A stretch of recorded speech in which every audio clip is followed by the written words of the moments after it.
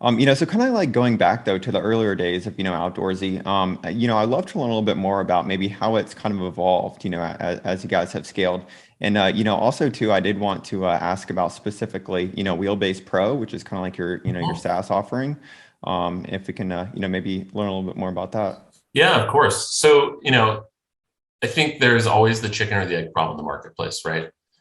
Do you start with the supply side? Do you start with the demand side? And honestly, how do you bootstrap it? No matter how much money you have, or all these things, you want to show up to a party where there's people at the party, and that's the problem to solve. And so, I think there's a couple ways to look at it. You can try and start with the peer-to-peer side of it, right? What are the inherent advantages of that? Those people do want to rent their supply out. Inherent disadvantages are they're very disparate and they're one by one, and they're not necessarily running a business today.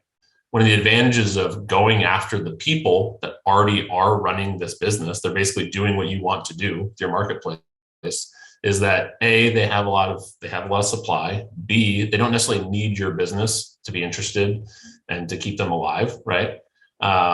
And C, they're running like a service, so they tend to be higher quality in general in terms of they're running a business, so they want to have repeat customers and great experiences. And so one of the things that I would stress that was successful for Outdoorsy was building this software, which is free for the use, or it has been in the past, for people that were running their fleets to essentially have management of their fleet, booking engines, websites, all of it, but then also to be able to put their inventory on Outdoorsy and get bookings.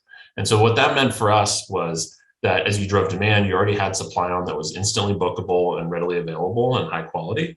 But that also meant when we started advertising the peer-to-peer side, they showed up, there was already inventory on the site. And therefore, they felt like this was trusted and something they could, want to be a part of. And we had sufficient demand to, continue to bootstrap it.